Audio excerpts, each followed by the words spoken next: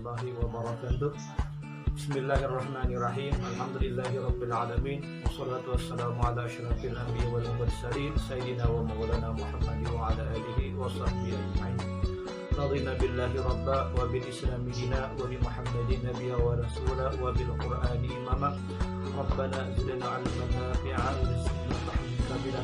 Allahumma shrah lana sudurana wa yassir lana umurana wa hlul 'uqdatam min alsinatina wa la haula wa la quwwata illa billahil 'aliyyil 'azim. Amma ba'd. Alhamdulillah, kembali kita hari ini dapat ditemukan dalam proses belajar mengajar dari pelajaran PPKN Pendidikan Pancasila dan Kewarganegaraan. Gimana kabarnya kalian semua? Sehat? Alhamdulillah ya. Semoga tetap semangat di dalam belajar. Kita masuk pada materi kita yang berikutnya, bagian B dari bab 2 ya, tentang pokok pikiran pembukaan Undang-Undang Dasar Negara Republik Indonesia tahun 1945, yang mana dari materi tersebut mencakup 3 bahasan yang akan kita bahas pada pertemuan kali ini. Yang pertama, tentang hakikat pokok pikiran pembukaan Undang-Undang Dasar Negara Republik Indonesia tahun 1945. Yang kedua, arti penting pokok pikiran pembukaan Undang-Undang Dasar Negara Republik Indonesia tahun 1945. Dan yang ketiga, kedudukan pembukaan Undang-Undang Dasar Negara Republik Indonesia tahun 1945 dalam ketatanegaraan Indonesia. Baiklah, untuk lebih jelasnya silahkan kalian simak video berikut.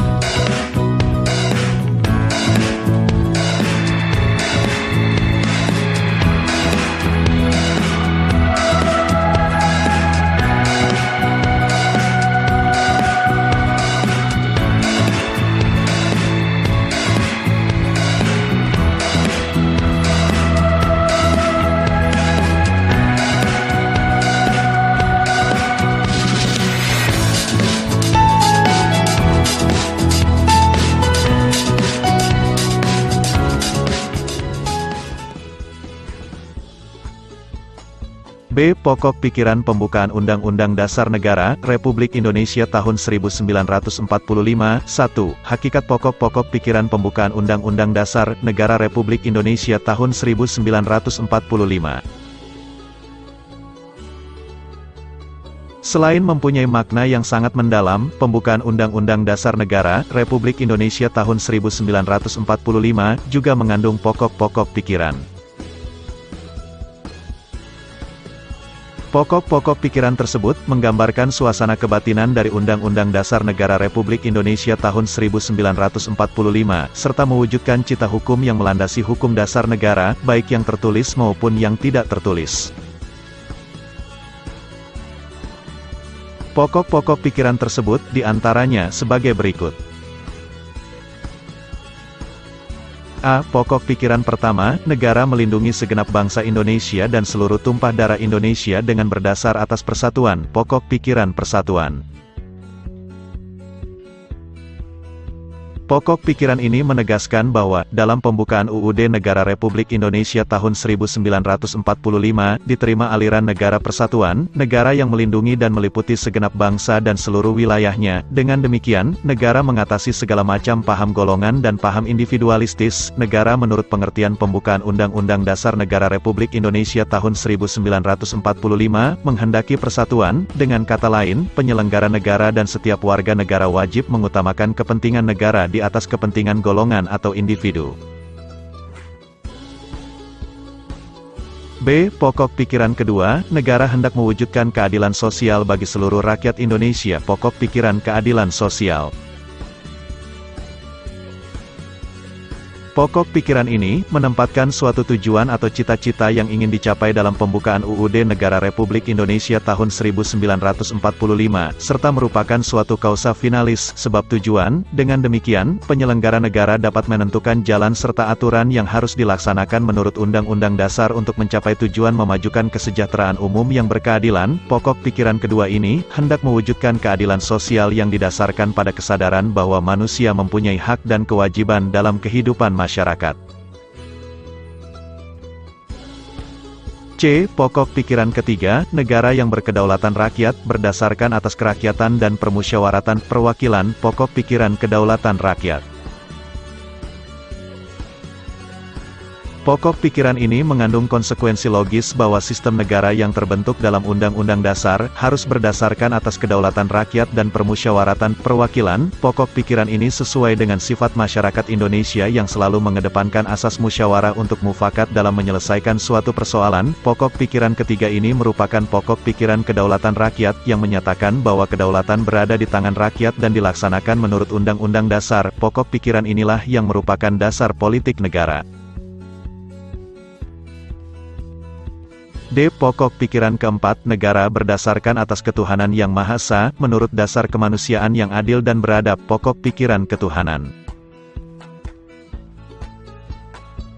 Pokok pikiran ini mengandung makna bahwa Undang-Undang Dasar harus mengandung isi yang mewajibkan pemerintah dan penyelenggara negara lainnya untuk memelihara budi pekerti yang luhur. Hal ini menegaskan bahwa pokok pikiran ketuhanan mengandung pengertian takwa kepada Tuhan Yang Maha Esa, menurut dasar kemanusiaan yang adil dan beradab dengan menjunjung tinggi harkat dan martabat manusia atau nilai kemanusiaan yang luhur.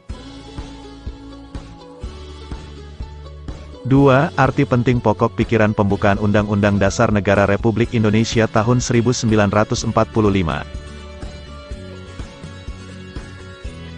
Kalian telah mempelajari bahwa setiap alinea dalam pembukaan Undang-Undang Dasar Negara Republik Indonesia tahun 1945 secara yuridis memiliki makna yang sangat dalam dan penting.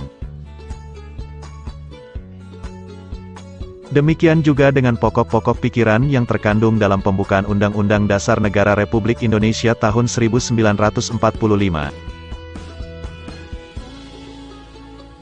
Apabila kita perhatikan bahwa keempat pokok pikiran pembukaan Undang-Undang Dasar Negara Republik Indonesia tahun 1945 adalah pancaran dari nilai-nilai Pancasila.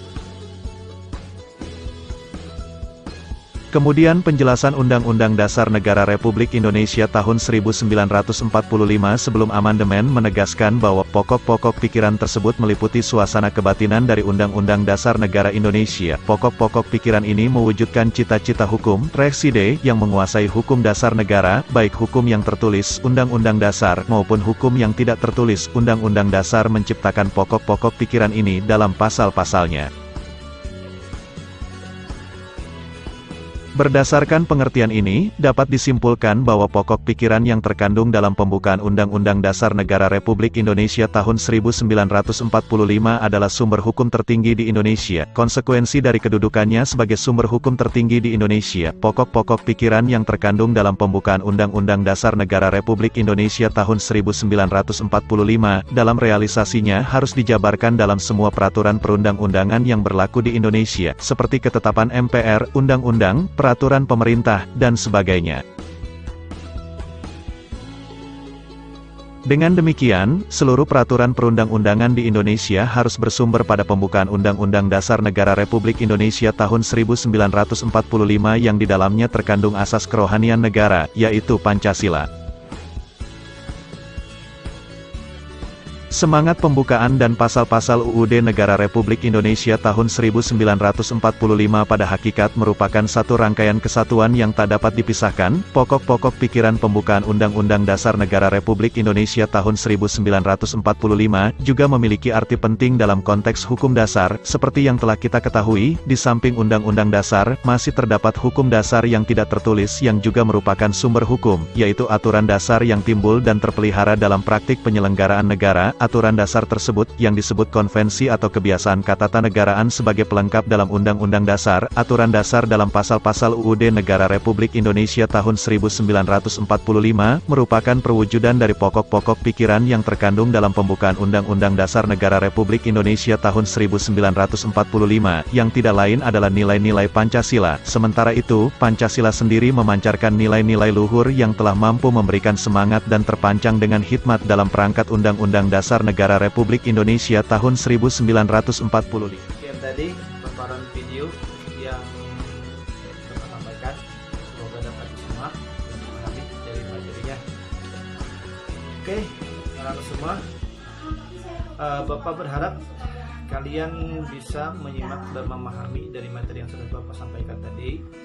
Kemudian untuk menambah pengetahuan kalian, silahkan kalian baca materi yang ada di PDF yang Bapak kirimkan. Kemudian setelah itu kalian jawab atau kalian kerjakan post test yang Bapak berikan setelah kalian menyimak materi ini. Demikian pertemuan atau video yang Bapak sampaikan pada hari ini. Salah hilap, maaf ya. Dan Bapak berharap tetap semangat dan belajar ya, kerjakan tugas dengan sebaik-baiknya ya. Baik, ucapan hadanallahu wa iyyakum ajma'in. Wassalamualaikum warahmatullahi wabarakatuh.